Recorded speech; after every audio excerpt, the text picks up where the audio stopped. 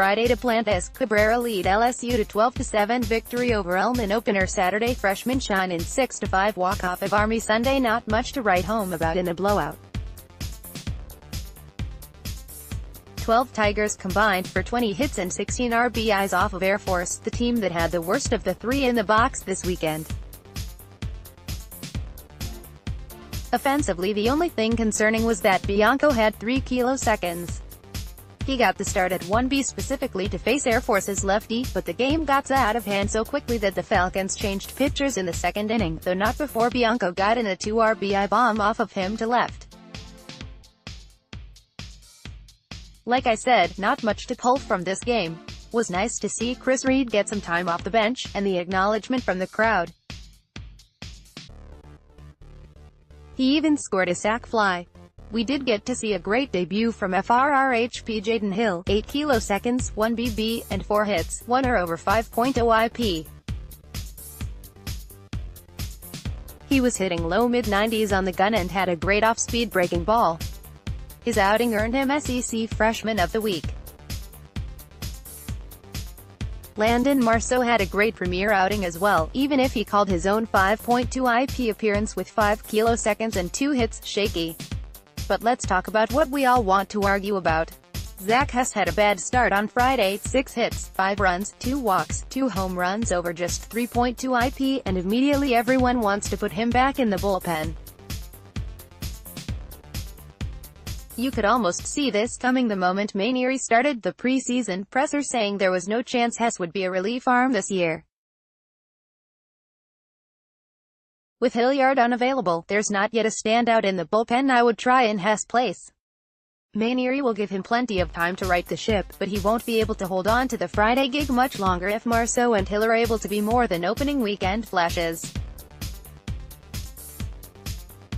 In any case, it's way too early to make a call on any of this, and the non-con exists so that these things can be worked out.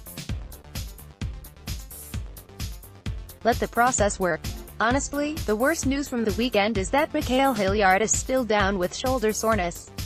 We can only hope it's not something more serious.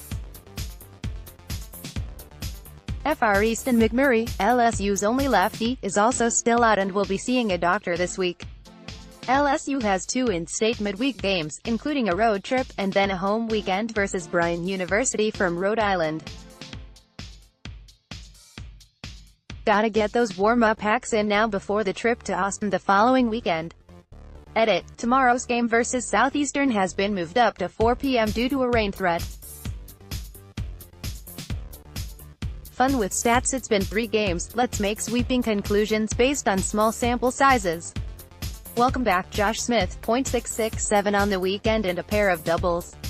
Daniel Cabrera really needs to step it up. His 2 homers and 6 RBI give him a 1.200 slugging percentage, but that's only good for second place on this team. All hail KBLOSO, walk-off hero, slugging 1.250. No true replacement has been found for the Jordan brothers' walking bruise HVP routine. So far Brock Mathis leads the lineup with 2 chasing history, Eddie Furness 352 hits, Mississippi Street's Jake Mangum 279, 4, Duplantis 273, 5. Other news: it's been a relatively mild winter, and it really helped bring out the fans. LSU's reporting 35,463 attendance for the weekend, an LSU opening weekend record. As we've chronicled before on this website, LSU's baseball attendance stats are vastly overinflated due to the no-shows in the gold seats and elsewhere, but the park looked full most of the weekend. The Friday paid crowd of 12,404 was the 4th highest ever. A great way to start the 10th year in the new box. To my complete surprise, moving the student section to the RF bleachers turned out to be a huge success. Student attendance at baseball has never really been a thing for LSU baseball outside of a few diehards who end up working for the tarp crew, but this could finally be a sign of that turning around. I'll be checking it out for myself soon enough, but early reports are that the beer tents at the foul poles were a huge success. Unfortunately, they have a big problem with having no view of the field. That's a problem with the design of Alex Box, but at least they've got TVs in there, apparently.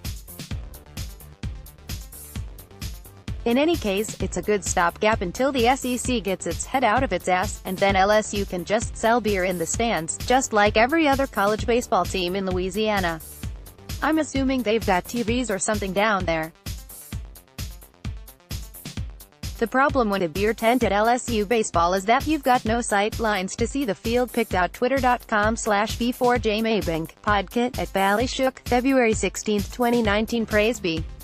LSU finally practiced restraint and didn't put static image ads on a new video board.